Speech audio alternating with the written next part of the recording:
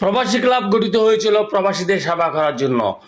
যে লক্ষ্যে প্রবাসী ক্লাব গঠিত হয়েছে, যে কথা নিয়ে, যে ওয়াদা নিয়ে প্রবাসী ক্লাব গঠিত করা হয়েছে, সেইভাবেই ক্লাবের কাজ এগিয়ে যাচ্ছে। আপনারা দেখতে পাচ্ছেন এই মুহূর্তে আমাদের ক্লাবে প্রতিনিয়ত প্রবাসীরা বিভিন্ন দুঃখ দুর্দশা নিয়ে উপস্থিত হয়। প্রবাসী ক্লাবের অফিসারগণ সুপরামর্শ দিয়ে থাকে, তাদেরকে সহজ পথ দেখিয়ে দিয়ে থাকে, তাদেরকে ফিজিক্যালি হেল্প করে, ফিজিক্যালিও তাদেরকে হেল্প করে থাকে, তাদের দুঃখ দুর্দশা শুনে। এই যে আপনারা সামনে প্রবাসী দেখতে পাচ্ছেন, তারা এসেছে নতুন সদস্য হওয়ার জন্য। আর যিনি প্রথম দেখছিলেন আপনি, তিনি এসেছেন ফুঙ্গবাতার ব্যাপারে বিভিন্ন তথ্য নেওয়ার জন্য।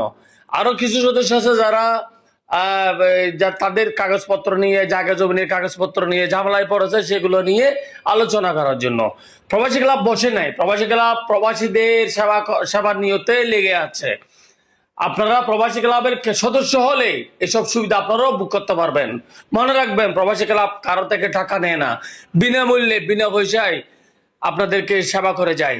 ইভেন দেখেন, আমি এই মুহূর্তে দেশের বাইরে থেকেও ফোন পেয়েছি যে পরামর্শমূলক একটা ব্যাপারে পরামর্শ নিতে চাচ্ছে, তার ছেলের লেখাপড়ার ব্যাপারে কি করবে কি করবে না, এটা আমার থেকে পরামর্শ নিচ্ছে, আমি পরামর্শ দিচ্ছি।